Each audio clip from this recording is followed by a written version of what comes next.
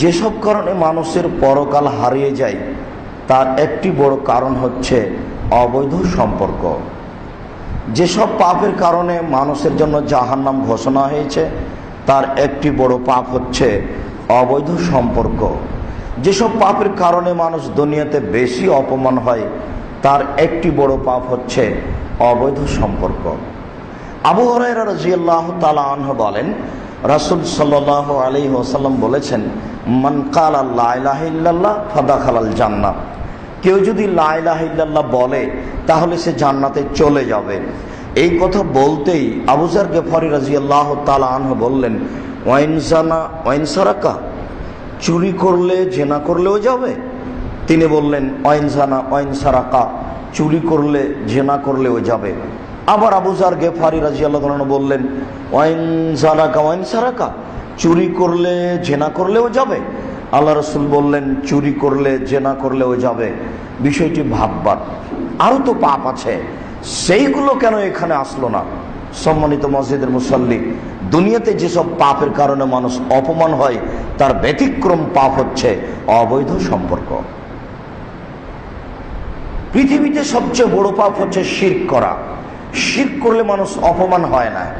দিনরাত মানুষ জন্মদিবস পালন করে, বোকা মানুষগুলি, বুদ্ধি বিবেক নেই, বিবেচনা নেই, করে যাচ্ছে। কই সমাজে তো অপমান হয় না? দিনরাত মানুষ পিতামাতাকে গালি দিচ্ছে। পৃথিবীতে দ্বিতীয় মহাপাপ পিতামাতার অবাধ্য চলা, এরপরেও মানুষ অপমান হয় না।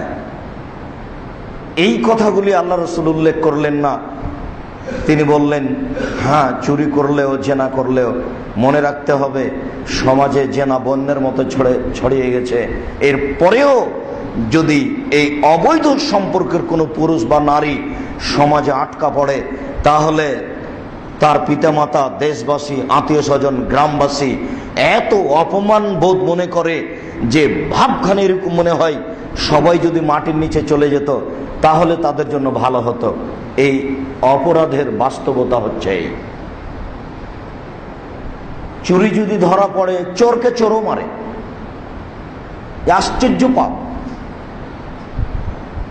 চোর যে ধরা পড়েছে আরেকজন যে মারছে সেও চোর, এক অবাক পাপ। অথচ এর চেয়ে বড় পাপ আছে মিথ্যা সাক্ষী দেওয়া, কিন্তু সেখানে কিছু হয় না। পৃথিবীতে অপমানজনক পাপ হচ্ছে এই দুইটি পাপ। এই দুইটি পাপের সমাজের অপমান, সমাজে বাস্তবতা যত বেশি, পৃথিবীতে আর কোনো এমন পাপ নেই যার বাস্তবতা সমাজে অপমান বোধ এরকম হতে পারে।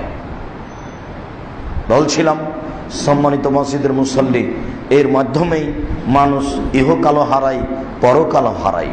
মহান আল্লাহ বলেন, ওয়ালা তাকরাবুজ জিনা, পৃথিবীর মানুষ তোমরা জেনার নিকটে যায় না। ইন্নাহু কানা ফাহিশা, নিশ্চয় জেনা একটা অবৈধ, অশ্লীল, ঘৃণিত কাজ। ওয়াসাআ সাবিলা, যার পথ অতীব জঘন্য, যার পথ অতীব খারাপ, যার পথ অতীব অপমানজনক।